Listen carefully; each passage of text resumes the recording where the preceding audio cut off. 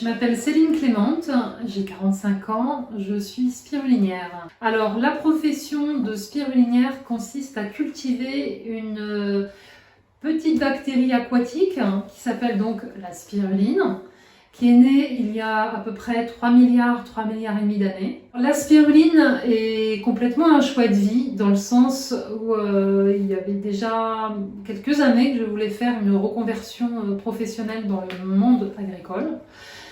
Et une reconversion professionnelle qui a un sens.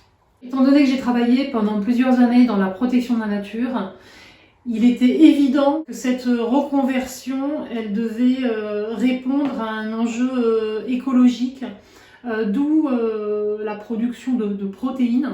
Alors l'intérêt nutritionnel de la spiruline, c'est d'abord de la protéine, du fer, des vitamines, des antioxydants, des minéraux et oligo-éléments.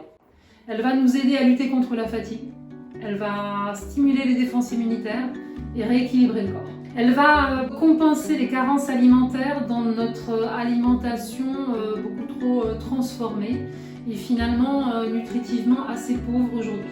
Et donc elle est souvent consommée à l'entrée de l'hiver pour que le corps affronte, si vous voulez, tous les virus. Elle va vraiment renforcer notre corps. Elle va se récolter du printemps à l'automne. La spiruline, il faut quand même préciser qu'elle a besoin de très peu d'eau. On a besoin de peu d'espace pour la produire. Et elle répond à un besoin nutritif vraiment très intéressant.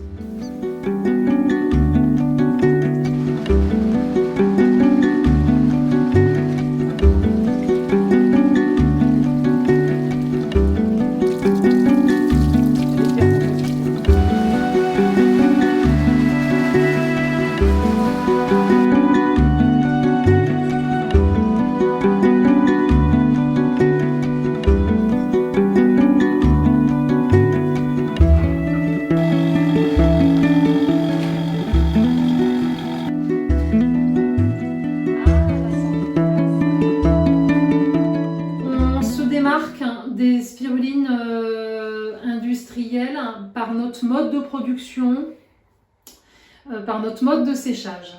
Il faut savoir que dans des petites fermes comme chez nous, on va porter une attention particulière au séchage de la spiruline et on va la sécher à moins de 40 degrés pour qu'elle garde un maximum tous ses nutriments et micronutriments et vitamines bien entendu.